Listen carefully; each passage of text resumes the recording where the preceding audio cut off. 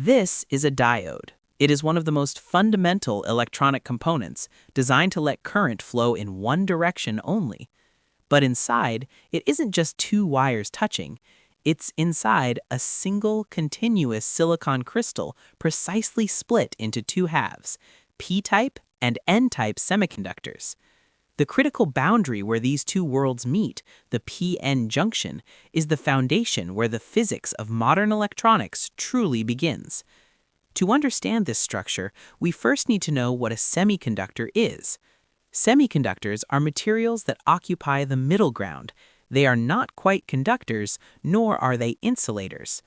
Under normal conditions, a silicon wafer, for example, behaves almost like an insulator, conducting very little current. However, their conductivity is easily controlled. They can change heavily based on external factors like temperature, light, mechanical stress, electric and magnetic fields. Let's take a closer look at a single silicon atom. It has 14 electrons, but the ones that matter for conductivity are the 4 in its outermost shell. These are called valence electrons. In a pure silicon crystal, each silicon atom shares these 4 valence electrons with 4 neighboring atoms, forming covalent bonds.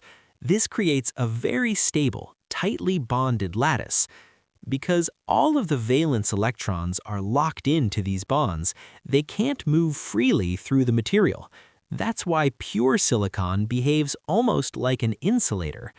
However, when we apply heat, some electrons gain enough energy to break free from their bonds. Once free, they can move through the crystal and carry electrical current. This temperature-dependent behavior is a key feature of semiconductors and is what allows them to be so precisely controlled in electronic devices. There's another, even more efficient way to make silicon conductive. Let's consider phosphorus, an element with 5 electrons in its outer shell.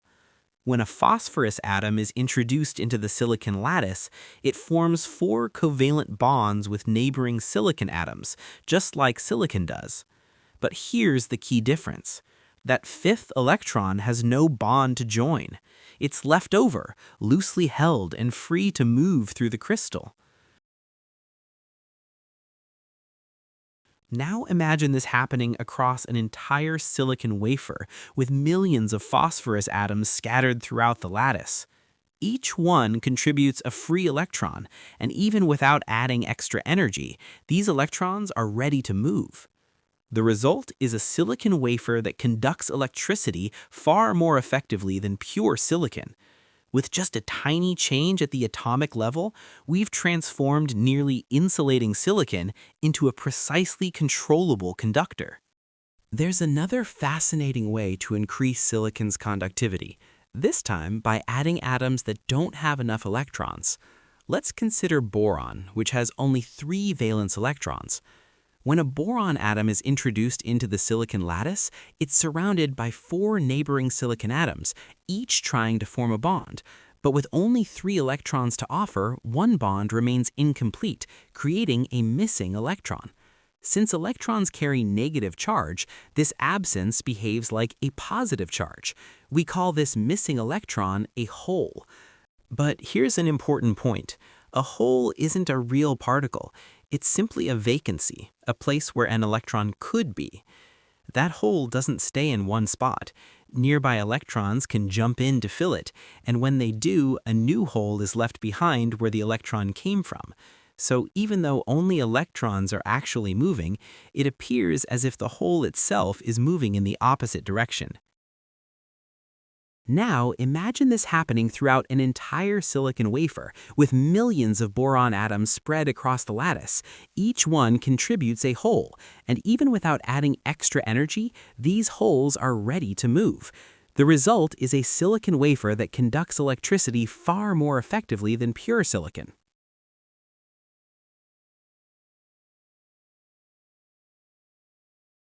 Now, let's compare the types of semiconductors we've discussed. We start with a pure semiconductor crystal.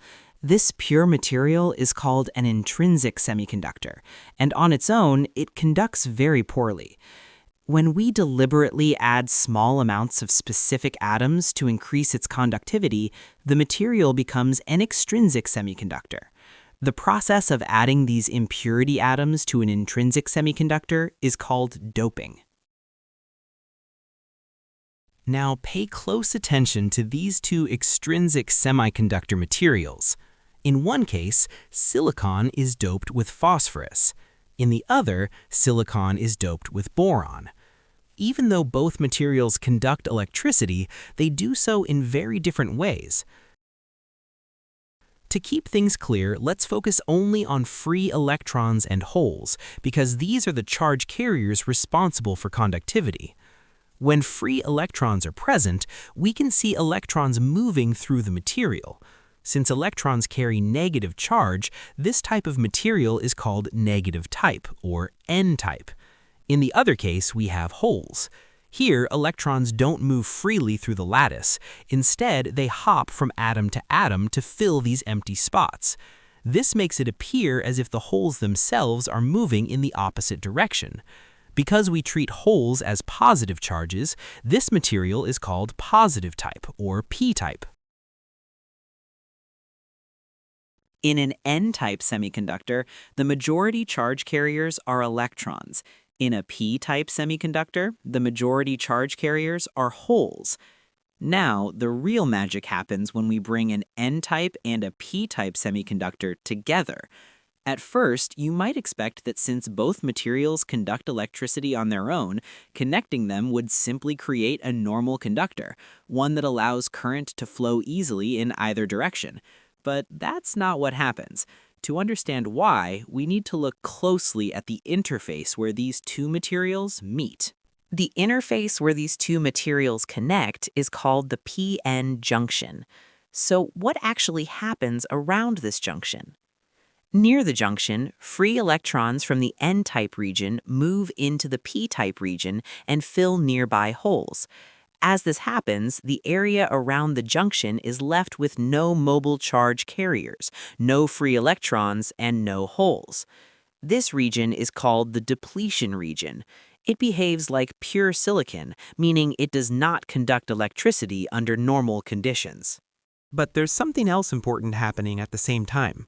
When an electron leaves the N-type side, that region loses a negative charge and becomes slightly more positive. When that electron enters the P-type side, it adds extra negative charge there.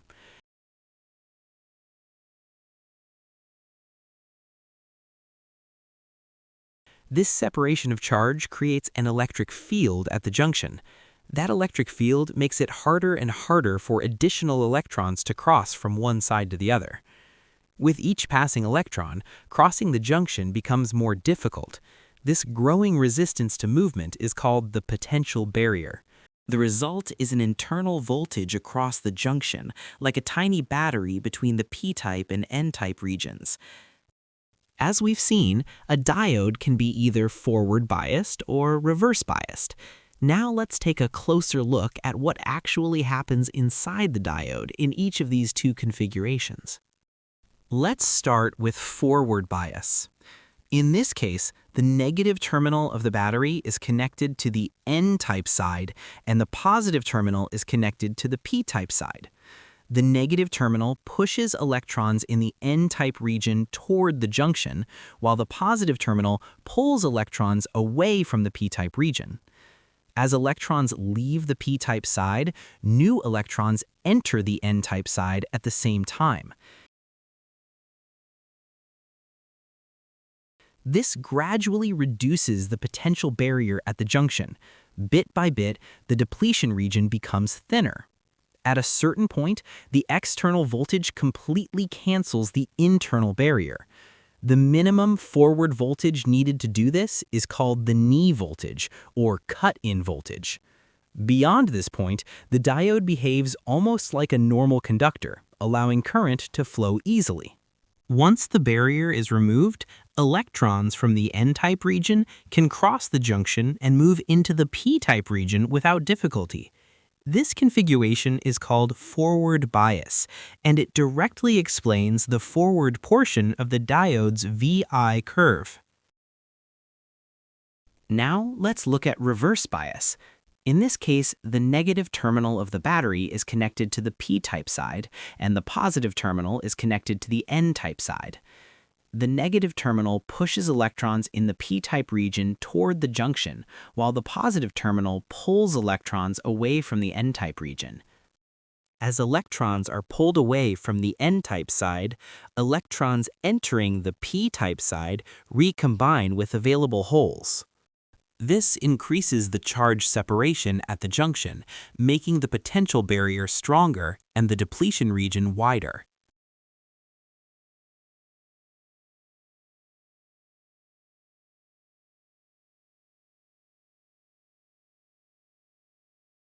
Even though electrons may enter the p-type region from the external circuit, they simply recombine with holes and cannot cross the widened depletion region. As a result, no current flows through the diode in this configuration. So in reverse bias, the barrier potential opposes the supply voltage and effectively balances it. As the reverse voltage increases, the internal barrier continues to grow. For a normal diode, if the reverse voltage becomes too large, the junction can no longer withstand the strong electric field. At that point, the diode enters breakdown. A very large current suddenly flows, generating heat that can damage or even destroy the PN junction. So that's the basic idea of how a diode works, from its one-way behavior in a circuit to what's happening inside the PN junction. In the next videos, we'll explore diode applications in more detail. These videos take a lot of time and effort to research, animate, and explain clearly. If you'd like to support the channel and help keep this project going, you can join the Patreon community. Thanks for watching, and I'll see you in the next video.